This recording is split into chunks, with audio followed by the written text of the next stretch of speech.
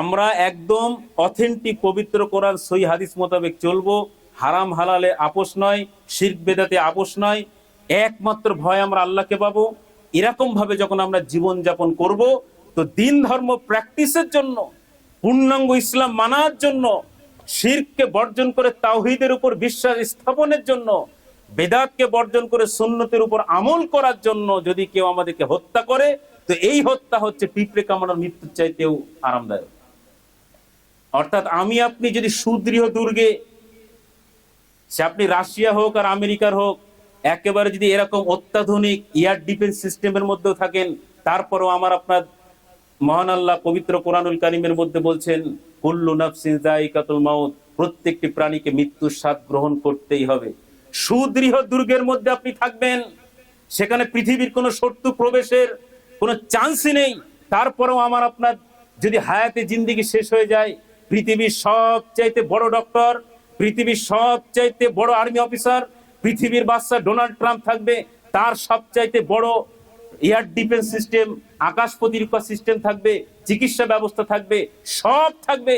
তারপরেও যদি এখনই আমার আপনার হায়াতি জিন্দেগি শেষ হয়ে যায়, আমার আপনার স্রষ্টা বলছেন বা নবীজি বলছেন, ডান দিকে সালাম ফিরিয়েছে, বাদিকে ফেরাবে, এতটুকু টাইম দেওয়া হবে না। বারবার আমি বলে থাকি, কোন এটিএম এর পিন নাম্বার কত, পাশে স্ত্রী বসে থাকবে, বলার টাইম দেওয়া হবে না। কার কাছে আপনি কত টাকা পান, আপনার মন চাইবে বলে দিতে, আপনি বলতে পারবেন না। অর্থাৎ আখেরাতে চোখ যখন খুলে যাবে, মালাকুল মউত চলে আসবে, পাশে আত্মীয় স্বজন থাকবে, স্ত্রী পরিজন থাকবে, স্বামী থাকবে, সন্তান সন্ততি থাকবে, প্রিয়জন থাকবে। সন্তানদেরকে মারা কত ভালোবাসে, এত ভালোবাসে, এত ভালোবাসে, এত ভালোবাসে।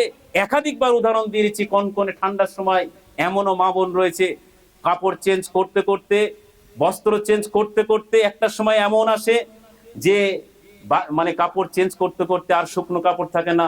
এমন অনেক দৃষ্টান্ত রয়েছে, অনেক মা এমন রয়েছে, বাচ্চাকে শুকনো কাপড় রেখে দিনের পর দিন, এরকম দৃষ্টান্ত রয়েছে, তারা ভিজে কাপড় রাত্রি যাপন করে।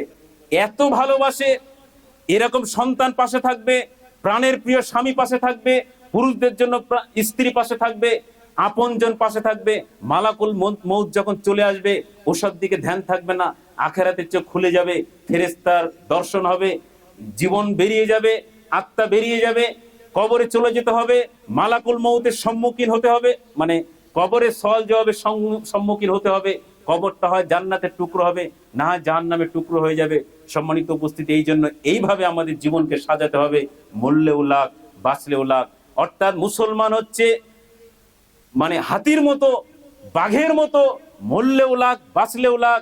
যদি মরে যায় সে শহীদ হবে দিন ধর্ম প্র্যাকটিসের জন্য, আর যদি বেঁচে থাকে তো গাজী হবে। জীবনের শেষ শ্বাস তাক, আখেরি শ্বাস, আখেরি কদম তাক, শেষ নিঃশ্বাস পর্যন্ত আমাদেরকে যেটা করতে হবে, আল্লাহর আনুগত্য, আল্লাহর গোলামি, তাহলে আমি আপনি কামিয়াব। এর বাইরে কামিয়াবির কোনো রাস্তা নেই। আমি আপনি যত চেষ্টা করি না কেন, এরপরে কামিয়াবি নিতে গেলে হীনমন্যতায় ভুগতে হবে। কেমন হীনমন্যতা? যদিও আজকে মাইক লাগানো নেই, অনেক কথা বলছি, এগুলো আমাদেরকে বুঝতে হবে। মাঝে যখন সরকার চেঞ্জ হলো, আমাদের বাস্তবতা এমন ভাবে একটা পরিস্থিতি তৈরি হলো, একদম বাস্তবতা, মানে যেখানে মুসলমানদের সংখ্যা কম তারা তো আতঙ্কিতই, যেখানে মুসলিম মেজরিটি এলাকা এত আতঙ্কিত, প্রমাণ সহ বলছি, এত আতঙ্কিত। আমি তো একটা উদাহরণ দিয়েছি, যদি 1-150 সনাতনী ভাই এসে জয় জয় শ্রীরাম বলে ধ্বনি দেয়, তো হার্ট ফেল করে মরে যাবে। যদিও আলহামদুলিল্লাহ, সুম্মা আলহামদুলিল্লাহ, বর্তমান সরকারের অনেক নেতৃত্ব বা প্রশাসনের সহযোগিতায় আস্তে আস্তে আতঙ্কটা অনেকটা কেটেছে। এখন অনেকে না বাস্তব কথা বুঝতে চায় না, বলছে আপনি কি তাহলে ওদের সাপোর্ট করছে? সাপোর্ট নয়, বাস্তবতা আপনাকে বুঝতে হবে, নিরপেক্ষ কথা বলতে হবে। একজন খারাপ মানুষও ভালো কাজ করতে পারে, আর ভালো মানুষও খারাপ কাজ করতে পারে, কিন্তু আমরা হয়ে যাই এমন যে এ কখনো ভুল করতে পারে না, আমরা হয়ে যাই এমন এ কখনো ভালো কাজ করতে পারে না। সম্মানিত উপস্থিতি, এই জন্য হীনমন্যতায় কাজ করবে।